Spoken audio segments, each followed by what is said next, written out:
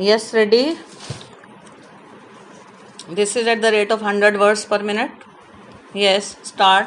I am grateful to the director for having given me this opportunity to address you at this convocation of the Institute. This convocation has a special significance as it is being held when the Institute has completed 30 years of its existence. It has in this period become a center of excellence and has made a very significant contribution in changing the management practices in India. This is an important occasion in the career of those of you who are graduating from this institute today. I am happy to share in you joy and excitement as you start your journey into the world and into the future with its immense challenges.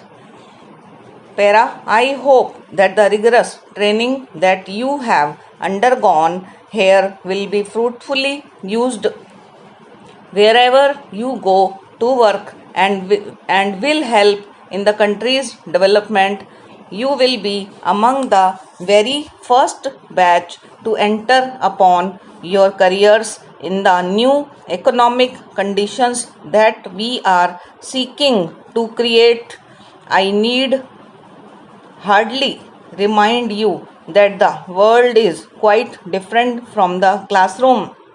We look to you, however, to take us with confidence and strength into the new century. Vera, in spite of the fact that there should be changes in the practices of the management with the changing economic scene, we should not forget at the same time that the methods that we adopt would have to conform to our traditions and culture. They must be adapted to take into consideration the characteristics of our trade and industry and above all our society. There must be no mechanical application, and we must remember that we too have had a long and ancient tradition of economic inquiry, trade, and enterprise. We must make use of our strengths suitably modified to fit into present circumstances so that our modern management theories are compatible with our conditions and our genius. When we are able to create our own brand of management best suited to our needs, we will succeed in raising Indian industry more rapidly to the same league as that of major industrialized countries of the world. Para, in the initial stages of our development, we relied more on planned growth with the intention of building a strong infrastructural base for our industry and rapid expansion of core sectors. This policy did help in giving India large and varied industrial base, a skilled labor force and a vast army of scientists, managers and technocrats. But our institutions which were built to solve problems became problems in themselves, and this is the development which has taken place over a period of years.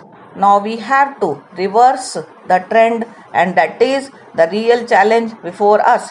Let me say clearly that our objectives remain as they were when we set out to build an independent India.